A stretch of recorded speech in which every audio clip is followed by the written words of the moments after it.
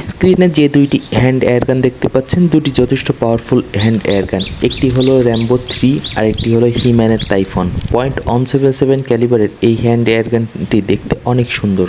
আজকে আমি আপনাদেরকে এটি দিয়ে অ্যাকুরেসি টেস্ট করে দেখাবো। এটি যথেষ্ট ভালো অ্যাকুরেসি দেয়। .177 ক্যালিবারের যে কোনো প্লেট এটি দিয়ে ব্যবহার করা সম্ভব।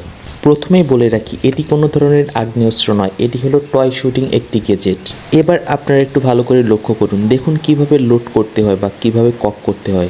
ঠিক এভাবে কক করবেন। একটি .177 ক্যালিবারের প্লেট এটির ভিতরে ঢুকাবেন। ঢোকানোর পর আলতো করে টান দিবেন। এটির নিচে স্প্রিং আছে, এটি আপন ইচ্ছে উপরে উঠে আসবে। এটি টান দিয়ে উপরে ওঠানোর কোনো প্রয়োজন নাই। দেখুন কত সহজে উপরে উঠে আসলো। এই সকল হ্যান্ড এয়ারগানগুলো সাধারণত শর্ট রেঞ্জে খুব বেশি ভালো অ্যাকুরেসি দেয়। আপনারা এটি দিয়ে শর্ট রেঞ্জে অ্যাকুরেসি প্র্যাকটিস করতে পারেন, খুবই ভালো রেজাল্ট পাবেন ইনশাল্লাহ।